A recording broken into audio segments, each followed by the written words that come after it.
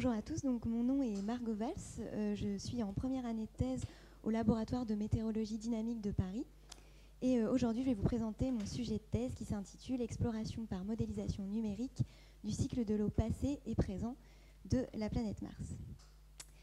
Alors, on sait déjà depuis longtemps qu'il y a de l'eau sur Mars, donc essentiellement sous forme de vapeur et de glace, du fait des conditions de faible pression qu'il y a sur la planète. Et on sait également que la principale source de glace d'eau de la planète Mars en interaction avec l'atmosphère, c'est cette petite surface ici blanche qu'on aperçoit, qu'on nomme en fait la calotte polaire nord de Mars, donc située au pôle nord de la planète. Alors cette calotte polaire, elle a une forme un petit peu complexe, une géométrie un peu spécifique avec des crevasses assez profondes, et aussi une structure en millefeuille avec en alternance des couches de glace d'eau pure, de poussière et de sédiments. Alors, si on s'intéresse au cycle de l'eau martien, on va devoir forcément s'intéresser au cycle saisonnier de Mars, car oui, il y a des saisons sur Mars, de même que sur la Terre, et pour la même raison, qui est en fait l'inclinaison de son axe de rotation, enfin de l'axe de rotation de la planète par rapport à l'axe perpendiculaire au plan orbital de la planète. Donc l'inclinaison de cet axe est environ de 25 degrés. Sur Terre, c'est à peu près 23 degrés. Donc c'est assez similaire.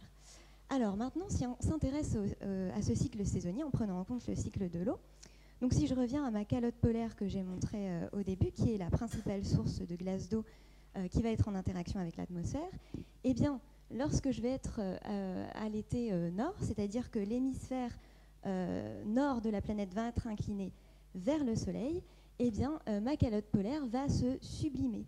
Alors la sublimation, eh bien, c'est le changement d'état de l'eau qui fait passer de la glace directement à l'état de vapeur. C'est un petit peu exotique, c'est ce qui se passe sur Mars du fait des conditions de pression très faibles.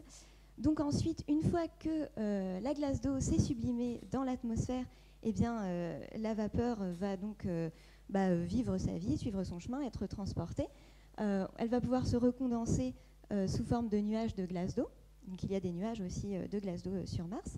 Et puis peut-être aussi se recondenser dans des latitudes plus basses, là où il fait plus froid, sous forme de glace d'eau de nouveau. Et donc voilà, c'est ce qu'on appelle le cycle de l'eau martien. Alors en fait, on s'est aperçu également que ça n'a pas toujours été, le cycle de l'eau n'a pas toujours été tel quel sur Mars.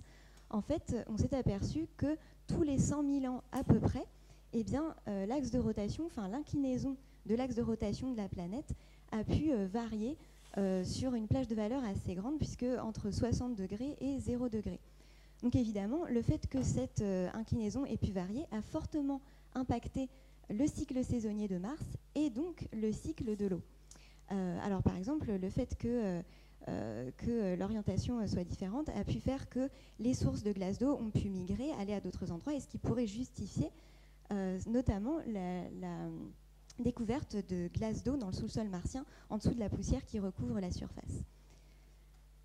Donc moi, quel est mon rôle là-dedans ? Donc ma thèse, en fait, c'est d'utiliser d'une part les observations qu'on a à disposition, donc il y a énormément d'observations, de sondes qui ont été envoyées autour de Mars, et puis d'utiliser un outil qui est très utile, évidemment, la modélisation numérique. Plus exactement, un modèle de climat global. Donc c'est un modèle qui va reconstituer, essayer de reproduire le plus fidèlement possible les interactions qui se passent dans l'atmosphère martienne. Donc dedans, évidemment, il y a les équations de la physique, de l'hydrodynamique, de la chimie, tout ça. Et ce qu'il faut bien comprendre, c'est que dans la modélisation de cette atmosphère, moi j'ai décrit le cycle de l'eau, mais il y a aussi bien évidemment plein d'autres composants qui interagissent. Et notamment, on connaît deux autres cycles très importants sur Mars. Le cycle du CO2, puisqu'on sait que l'atmosphère de Mars est composée à 95% de CO2, et le cycle des poussières. Donc maintenant, avec ce modèle, donc moi ce que je vais essayer de faire, c'est d'une part d'essayer de l'améliorer, par exemple en essayant d'améliorer certaines modélisations de certains phénomènes, comme la formation des nuages de glace d'eau, que je vous ai montré auparavant, ou essayer aussi de résoudre certains mystères du climat passé et présent de Mars. En fait, certaines choses du climat passé pourraient expliquer le climat présent. Et essayer de résoudre aussi, par exemple, la structure en millefeuille de ma calotte polaire, et aussi pourquoi elle se situe au nord spécifiquement, comment elle s'est créée. et peut-être, pourquoi pas, essayer de trouver dans mes climats passés l'existence d'une possibilité d'avoir de la glace qui se fondrait pour donner de l'eau liquide. Voilà, je vous remercie de votre attention.